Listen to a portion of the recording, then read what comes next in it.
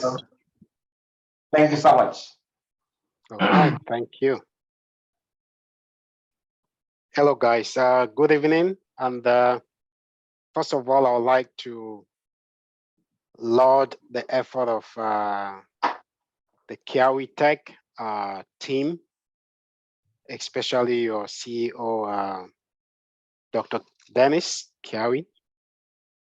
I think what you're doing for the community is exactly, it fits within some of the goals of what Metropole Tech stands for. And that's the reason why we decided we needed to forge a partnership. So I would say kudos to Kiawi Tech. I know you're doing great things. Coming to today's discussion, first of all, let me introduce myself before going to today's discussion. So my name is Didion Tsongwine, from Cameroon. I usually say originally from Cameroon. And my background, I was a DBA an Oracle DBA for over 10 years.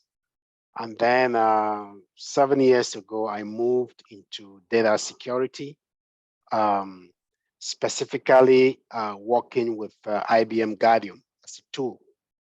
So it's an area that I find really, really attractive, and I thought I should share that opportunity with you guys today. So, but first, let's move through the slides. So just to talk, just a background on Metropole Tech. We were established in 2016. We're a minority certified company. Our training has mostly focused on the data security and the cyber security, mostly around the area of training cyber security assessors. And we've had some success. Our students, they are placed within some really good companies within the IT space. So basically, what do we do at Metropole Tech? We do training, just like Kiawi Tech does. We recently launched a staffing division, so we do staffing placements and all that, and then we also do IT consulting. Some of our focus areas in terms of training, big is IBM Guardium, which is data security. We also, like I said, we also do cybersecurity, the risk management framework, and then we recently launched CyberArk, so CyberArk identity and access management training. So those are the areas that we focus on at this point. But I know today we want to talk about career opportunities for DBAs within the SOC. So so the way I want to approach this topic is, first of all, I know you guys are data, you are big data guys, so some of the basics, I really don't need to go into that, but I want us to look at from within this the cybersecurity lens. What are the some of what could be implemented to protect data, right? What is it we can implement within an enterprise to protect data? And then from that perspective, we would see where DBAs fit in and how DBAs could easily transition into some of these roles by learning some tools, right? And why organizations they go after DBAs, especially to learn these tools and fill this role. So that's the approach I want to look at it. But when we talk about data security, what is it? Why all the buzz about data security? So this slide is just talking about some of the cases. This is just a tip of the iceberg, right? There's been a lot more data breaches around the globe, but I just picked this slide, right? Just to show you what is going on, right? So if we're looking at here, this one will say Heartland 7-Eleven. So this guy stole about 130 million cards. So those are credit cards, right? From these companies. So, and imagine you have access to 130 million cards. You know how much they can, how much they can siphon, right? And when those funds are siphoned, who pays back? The companies that issue those credit cards, you have to pay back some of those funds, right? So it's in their interest to protect those cards. And basically, when we say protect the cards, where is that card information stored? It's stored in databases, right? This, I mean, I don't want to go into details, but if we look at, right, these other guys, they stole 40 million cards, credit cards, right? So there is a lot of market out there for stolen data, credit cards, social security numbers. There is a lot of data, right? If you have social security numbers, you can easily transmit that into cash, right? There are people who buy it because they could use your information to open, take loans, open credit cards all over the place. So it's a big, big problem for organizations, and the government recognizes that, and they are pushing on organizations to make sure they secure client data, right? They secure client data. Let's move ahead.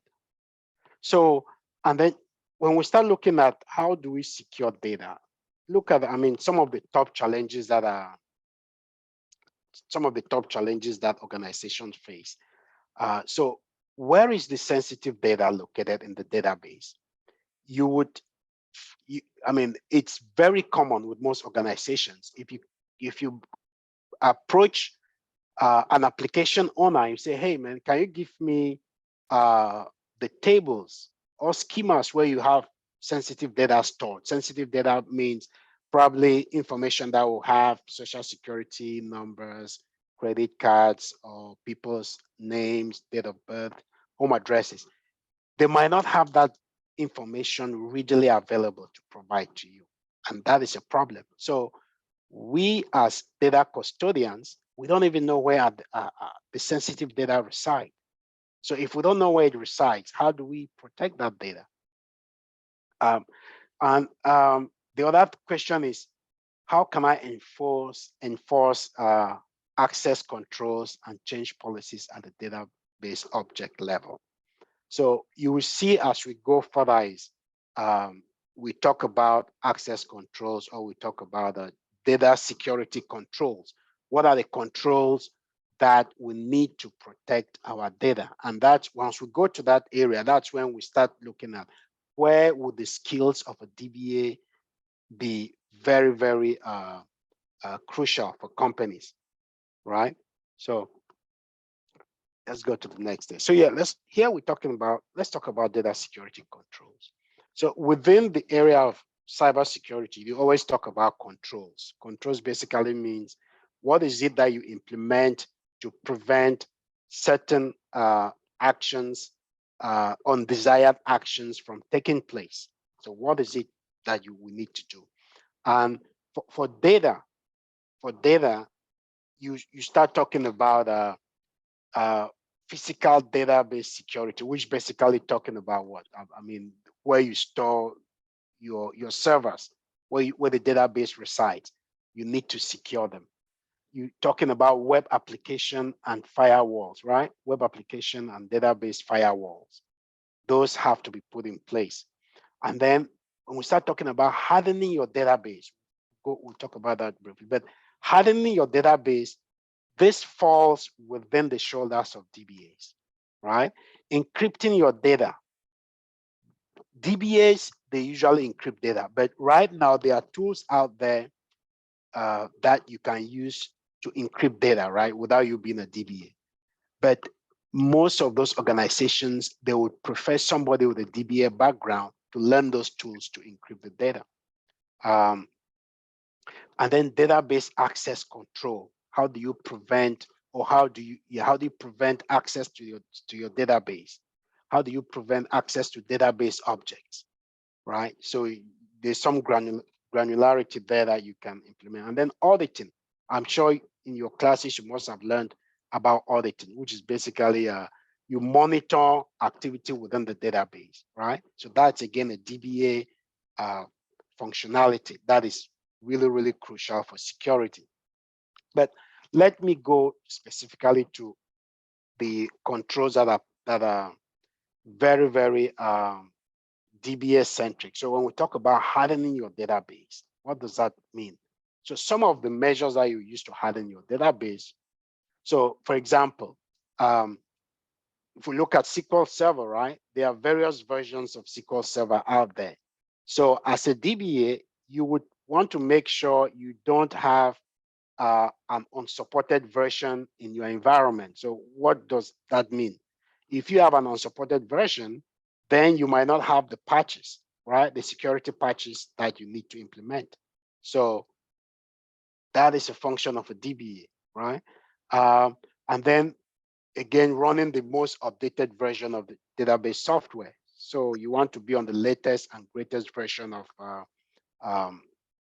whatever database management system software you are running. And then simple things like you don't need every feature in the database, right? Say for example, there are some features that you're not using. So if you're not using those features, deactivate them, right? Because those could be possible weakness points for bad actors. And then talking about changing password of default accounts. So as well, I come from the Oracle world, right? So with Oracle, which I think is the same thing with SQL Server, they are default accounts that come with once you install the Oracle database management system. There are default accounts that come with it. So one thing that you would need to do is what? You either deactivate those accounts or you change the passwords because they come with default passwords, right? Because a bad actor who is a DBA would know what those default passwords are, and they can use it to access your database. So, but let's talk about encryption. Basically, I believe you guys all know what encryption is. So, for most cases, we have network and network encryption, and then encryption at rest. Both are very important, and especially encryption at rest, right? It's a lot of organizations, they are requiring that, right? Not the organizations requiring that, but they are being forced to implement that by regulations, right? There's a lot of regulations that force them to implement that.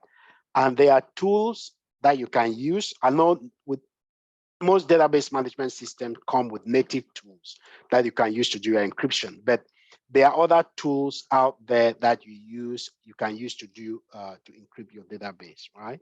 And who else would be best placed to learn those tools and really understand what encryption is doing, right?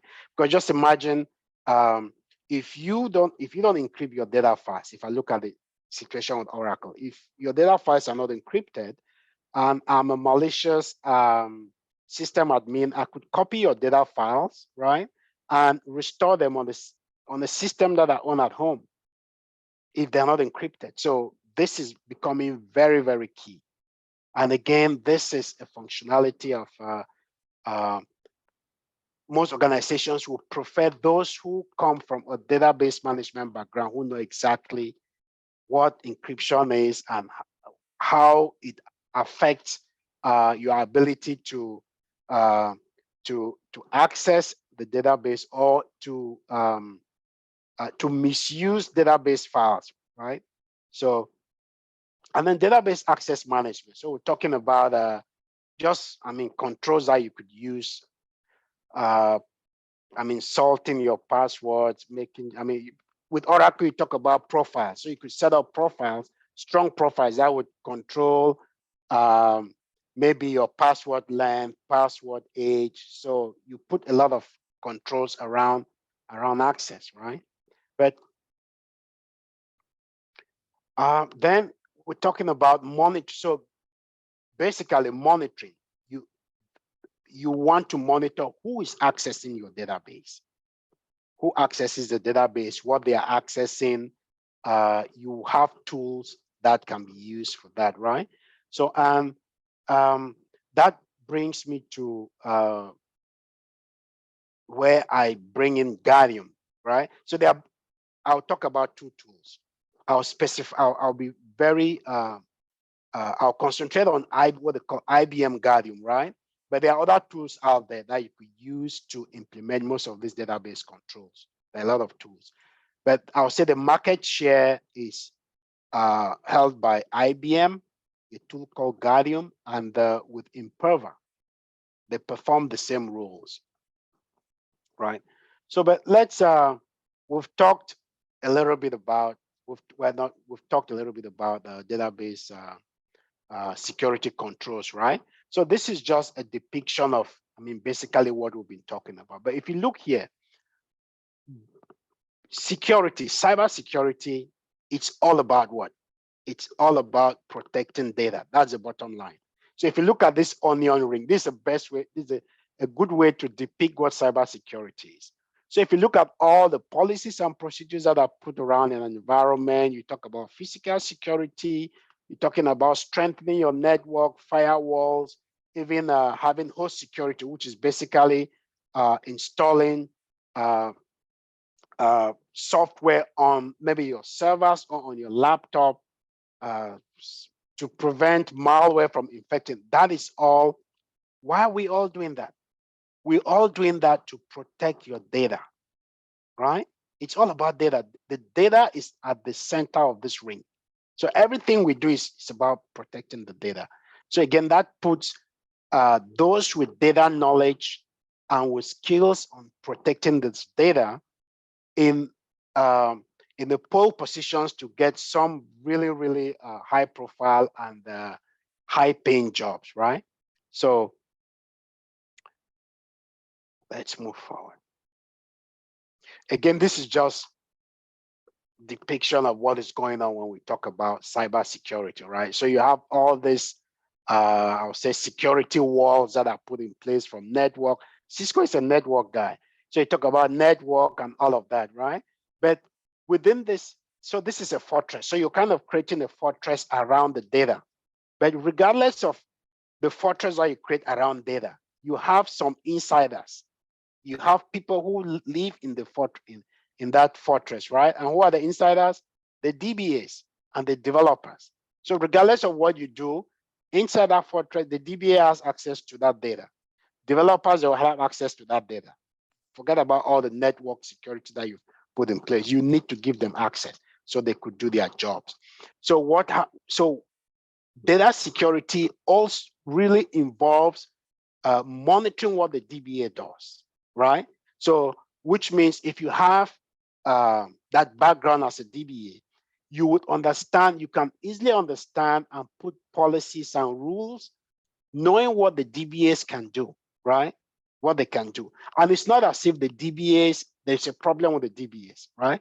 But if you look historically, most data breaches have happened because DBAs, maybe a DBA credential was compromised, and that credential will now use to access the database, right? So which means DBAs, you have to focus do a lot of training to DBAs, right? Around other aspects of cybersecurity. But let's, this is just a depiction of that fortress, right? So inside the fortress, you have what? You have your DBAs who have access to everything, right? They have access to everything within the database. Now let's, so we've given this background on data security, why we need to secure our data, controls that we need to put in place to secure our data. Now, but just backing up a little bit, we are mostly focused on structured data, right? So when we look at data, there are two types of data. You have structured and unstructured data. Structured data is data that resides within the database, right? And unstructured data is data that will reside on your file systems, on SharePoint.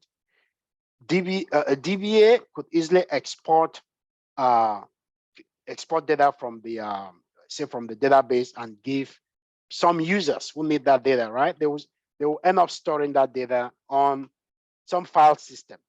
So even though it's not within the database, it might have some very sensitive information in there that could be compromised, right?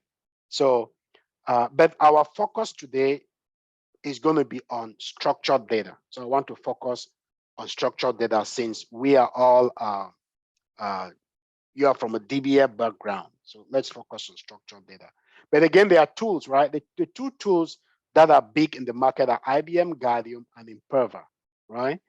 I've done work using both tools, but I would say IBM Guardium has a larger share of the market. So basically, this slide is just it summarizes the capabilities of IBM Guardium, right? Vis-a-vis the data security controls that we've talked, right? So we recognize that, or we realize that Guardium has the ability to implement most of those data controls that are specific to what the DBA will need to do or what is related to the DBA. For example, if you look at there was a slide which talked about how there were data breaches and 40 million cards were stolen. They used what they call SQL injection, right? So it was through SQL injection. So through your application, they can get in through pushing malicious code from your application to your database to get data. So Guardium has a capability of monitoring SQL injection. You have the capability of monitoring privileged users. And what are privileged users? Privileged users are like those who have DBA roles within the database. So, and why do you monitor them? Because history has proven that most data breaches come as a result of their credentials being compromised. So in the process of monitoring privileged users, there are policies that you could put in place to say, hey, if there is I know John normally logs into the database between 9 and 5 p.m. And then all of a sudden you see John doing some work around midnight. That is a possible flag, right? That's a possible flag that you might want to investigate. Or if all of a sudden you see John doing a data dump, so he's doing a query on some sensitive table, credit card table, right? Pulling out thousands of records from that table. That is that tells you there's something going on here. And based on what you can use Guardium for, Guardium will tell you, has this guy accessed this table before? Does he usually access this table? How many records does he usually pull out? So data dump, you can easily monitor that, right? Then the other thing is, let's talk about data classification. So remember I said in the beginning that one of the burdens that most organizations have is they don't understand their data. They don't know where their data is located. So with Guardium, it has a feature called data classification, which is basically you will run queries within the database, mostly looking at your data dictionary, right, to identify possible objects within the database that have possibilities of containing sensitive data. So they will run those queries, and you always want to validate them with the application owners, or those, because basically the application owners are they own the data, right? So they should understand the data structure. But again, unfortunately, most of them, they don't. So we have that capability of doing that. And again, who's best who best would be to understand if you run a query within the database and come up with some output. DBA should be better placed to understand what is going on there, right? Rather than somebody without any data training. Then we've talked about one other aspect is vulnerability assessments, right? Database vulnerability assessments. I know those of you who are in the field, you might have worked with a security team that will run vulnerability assessments within your database and give you some output. Say, hey, this is the vulnerability assessment output. You need to fix this, this, and this, right? And basically, what that is, you're trying to harden your database by doing vulnerability assessment, right, and implementing the recommendations. So with Guardium, you can run vulnerability assessments, but the big thing that Guardium is most organizations use it for is the data activity monitoring, where you can virtually anything that is going on within the database, you can capture it, right? You capture it, and the way it's captured, we don't need to be in the database to capture it. All you do is you install the agents, Guardium agents on the server, and it will grab the network packets from that server and push them to the Guardium, what they call Guardium appliances, where it's analyzed. So how are we doing for time, Dr. Kiawi? Let me know that.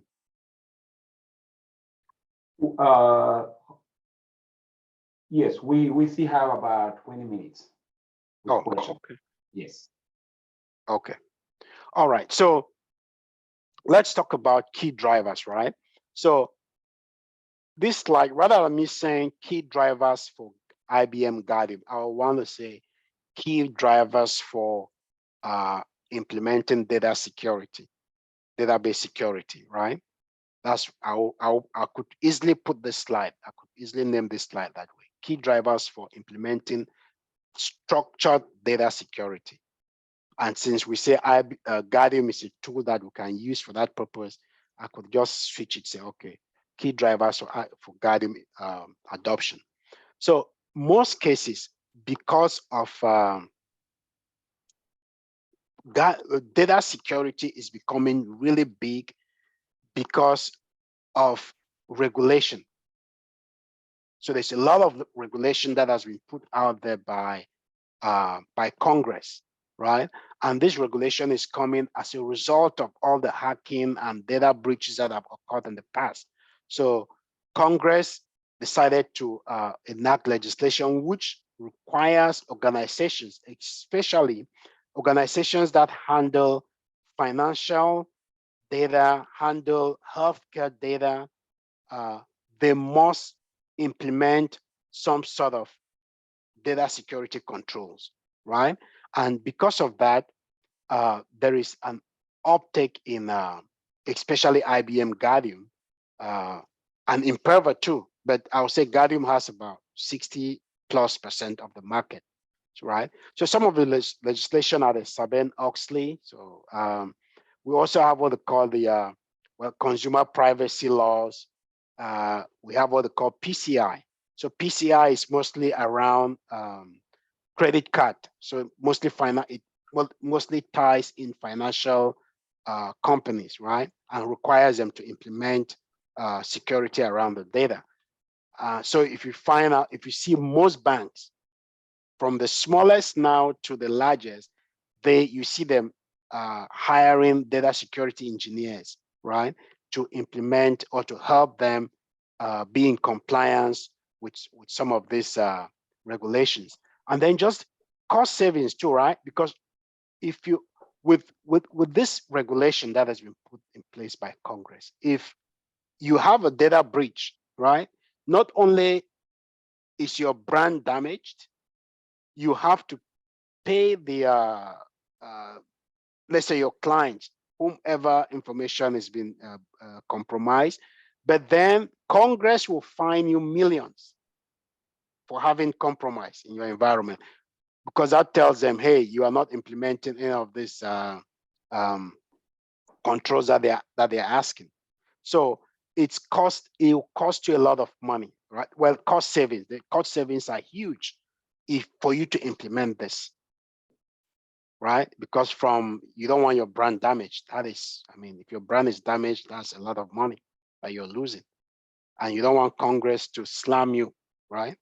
So because of regulation, so I would say, to me, I would say 80% of organizations that are forced to adopt database security measures are because of regulations, right?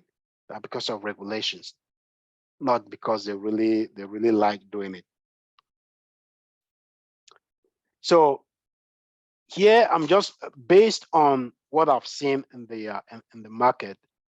Who are those employers who are looking for data security engineers?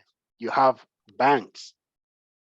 Like I said, I mean, I've done consultancy work for small banks like Signature Bank of New York to big banks like Bank of America. So everybody has to implement some sort of data security controls, and especially around data activity monitoring, right? And I mean, again, the tools out there, the biggest tools for you to do that are what?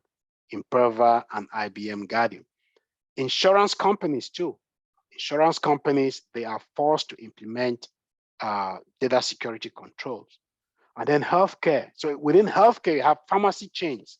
We have a lot of our former students who are working with pharmacy chains, from CVS, Wells Fargo, Walmart. They all need data security engineers to help secure their data. Health insurance companies. I've done a lot of projects for Cigna. I've done projects for Blue Cross Blue Shield. So they are always hiring. And then airlines. Airlines are looking for data security engineers. Hotel chains. So just look at it. Basically, most organizations, I'll say organizations that deal with financial healthcare data, they are required to implement this, right? So it's becoming a big issue, and it's a growing, I'll say it's a growing field, right? It's a growing area of security. It's a growing area within security.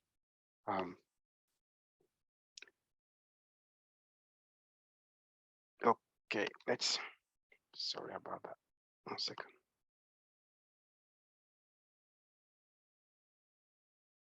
Just give me 1 minute.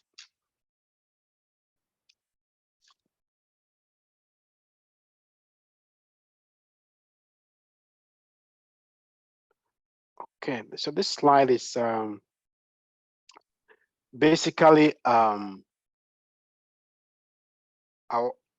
want to demonstrate the advantages of let's say being a Guardian engineer. So a lot of projects that I've worked on, and this is the reason these are average salaries for the UK, and why I brought in the UK is I've worked on a lot of projects in different countries, right? I've worked on projects in Hong Kong, in Indonesia, in Malaysia, in the UK, in Germany. So, and the reason being that because of there are very few people within this sector at the moment. You have, and then some of the companies that you end up working for, let's say the Cigna, they are kind of global. You end up working on projects in different countries. So they could hire you to support maybe somewhere in Europe or support the US. But the salaries are quite, I mean, in the UK, 80K a year, 80,000 pounds. So it ranges, say, between 40-something thousand pounds and 80,000 pounds. I mean, we've seen salaries of over 100,000 pounds per year in the UK. And in the US, to me, well, I got this from salary.com, but to me, this is on the low side. This on the low side. Most often, the students that have left our institution, they go in making around 130K. And within, I mean, with 4 or 5 years of experience, you could easily be making 200K as a IBM Guardium administrator. What else did we? Let me show this. Then I would just give a bit of my story, how I got into Guardium. So this one was from I forgot where I got this one, but it shows the. To me, this is more realistic. This is more realistic. So you have, I would say the average range to me, it's around 150. With 4 or 5 years, you could easily be making 150. I mean, by the time you're clocking 7 or 8 years experience, you could easily be doing over 200,000 a year. But with that said, so let me give a little bit of my journey, how I got into becoming an IBM Guardium engineer. So I used to work for the US Department of Commerce as a database administrator, Oracle database administrator. Then I think I left there, went to the EPA, so the United States Environmental Protection Agency. So while I was at the EPA, I did a lot of work around, even though with Oracle, around security, working a lot with profiles, doing audit. So I really liked the security aspect of Oracle, but within the using the native tools that were available within Oracle.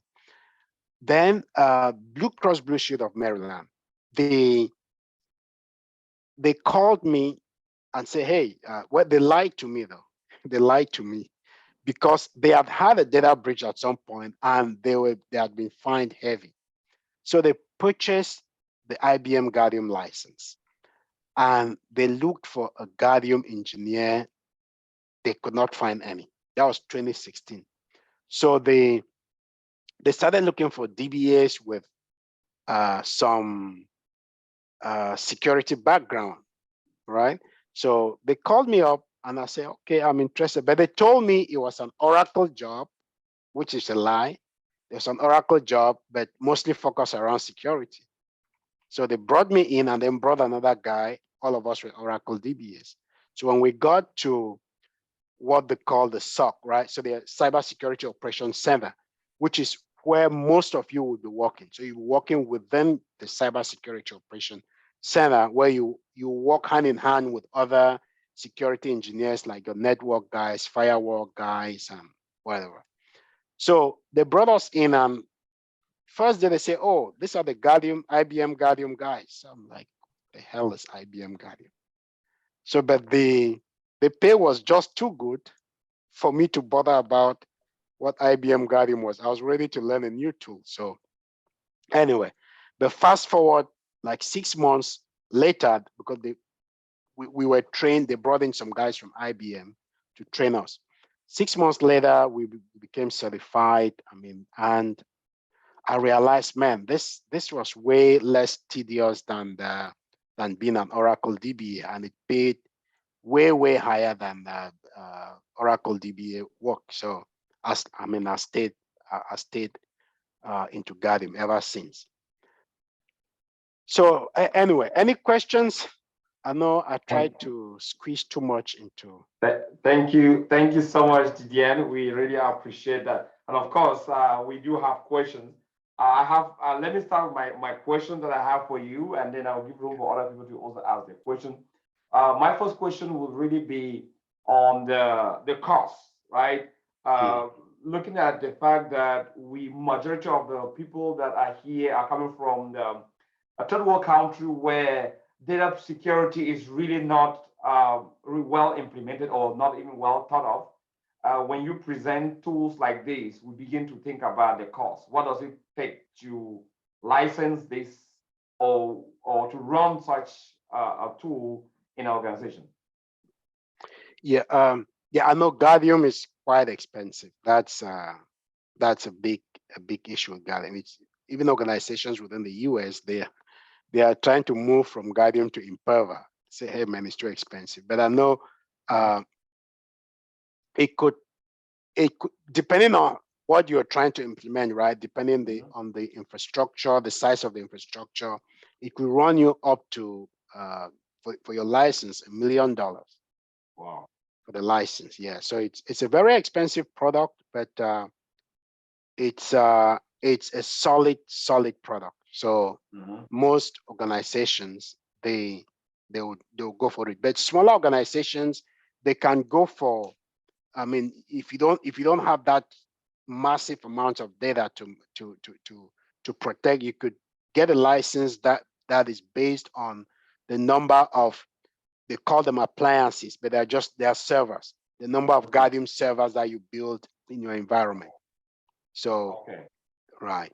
So the license could either be based on the workload or based on the servers that you have in terms of licensing. Right. So, and in most cases, the more workload you have, the more servers you need.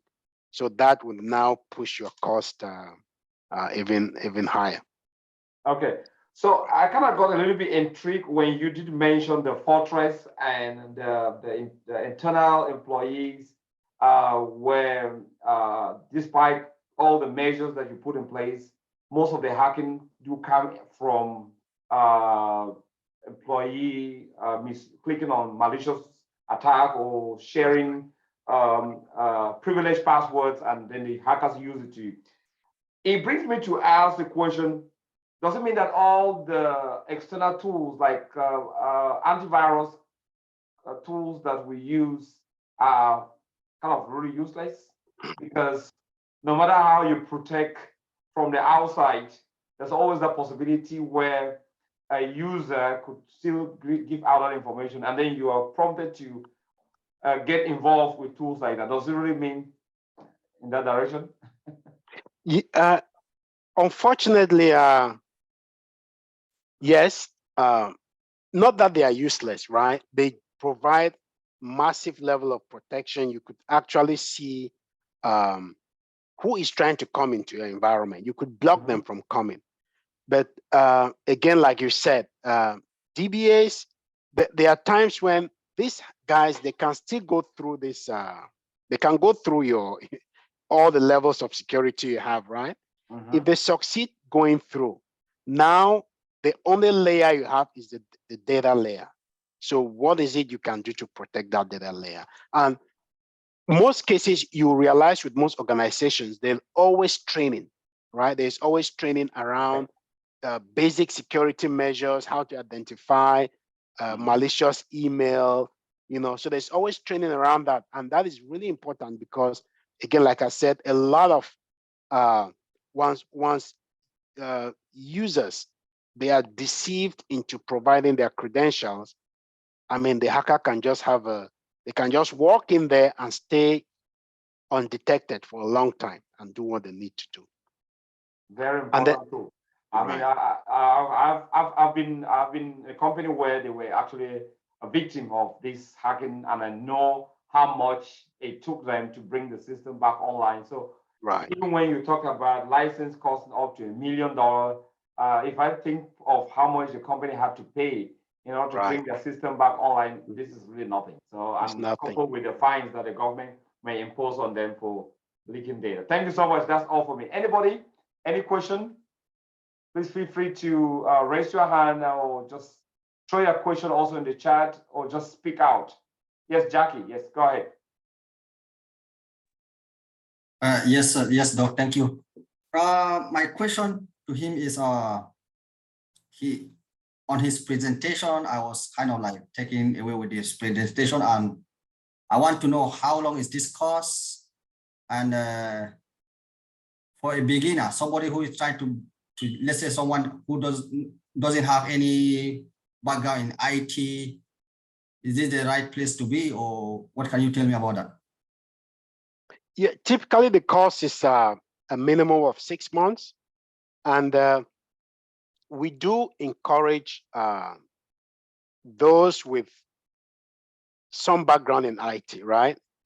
especially because based on our experience, what we found out is those with DBA background, they rush after them.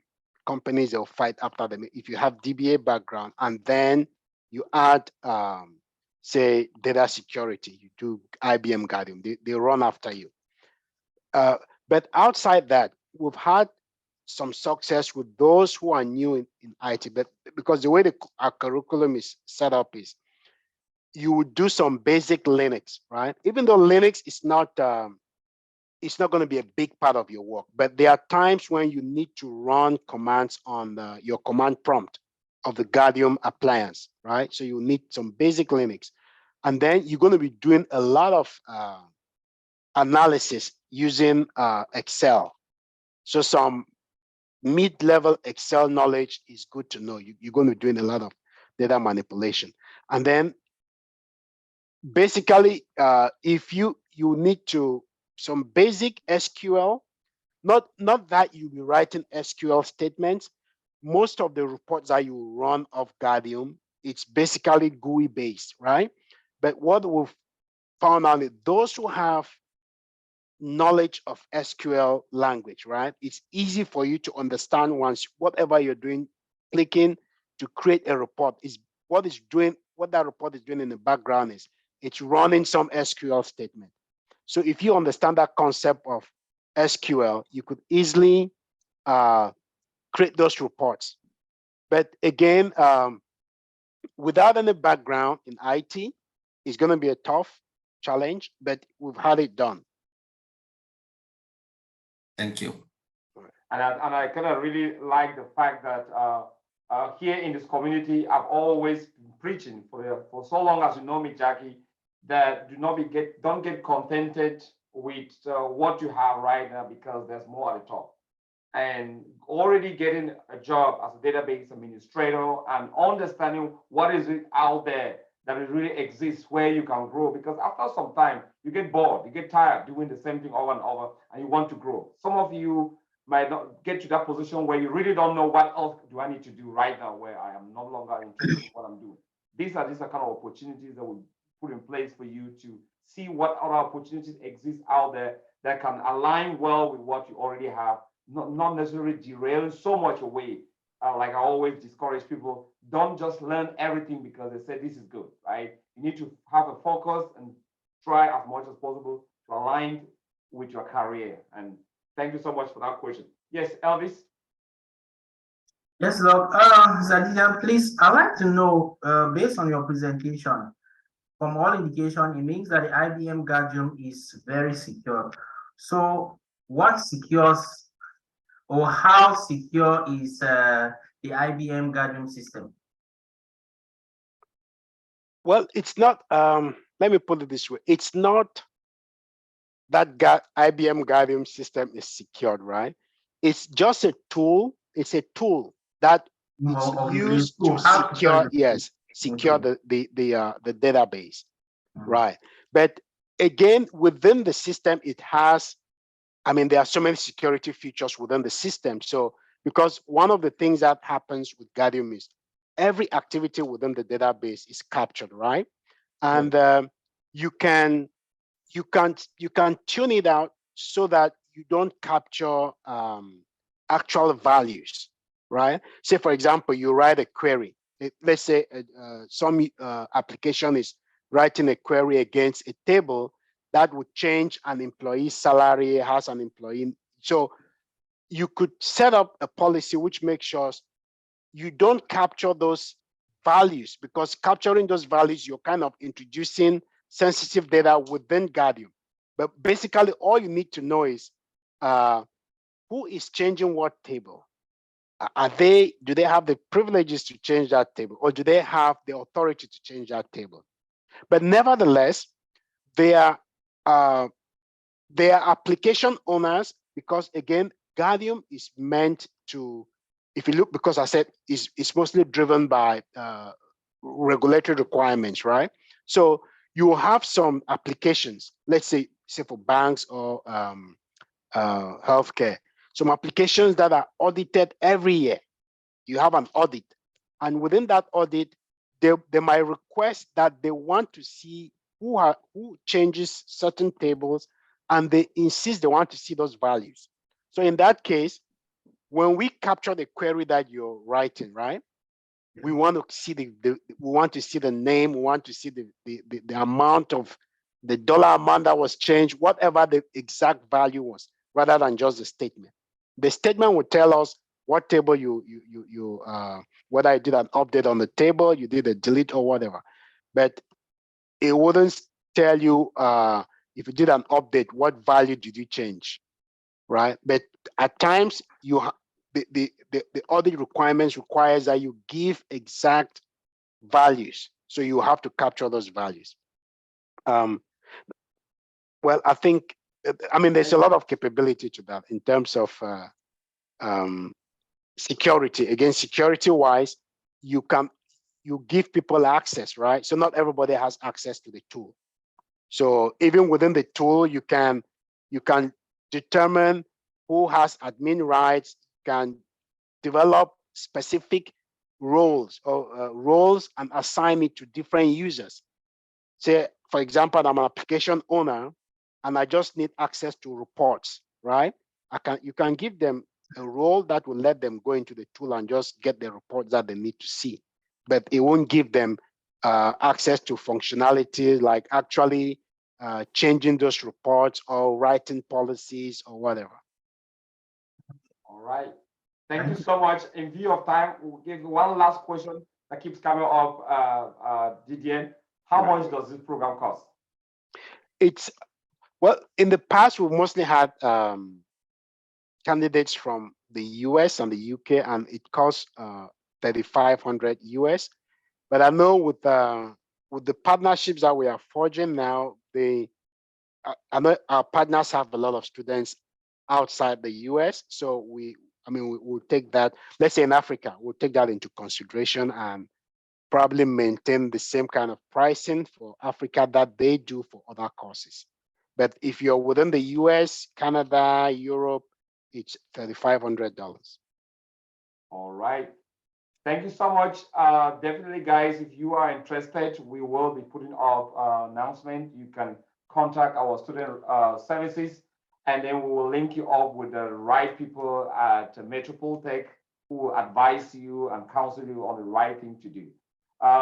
Please put your hands together. Let's give an applause for Didier. Thank you so much, Didier, for coming today. We do appreciate it. Thank you. All right, Doc. Thank you so much. Thank you. All right.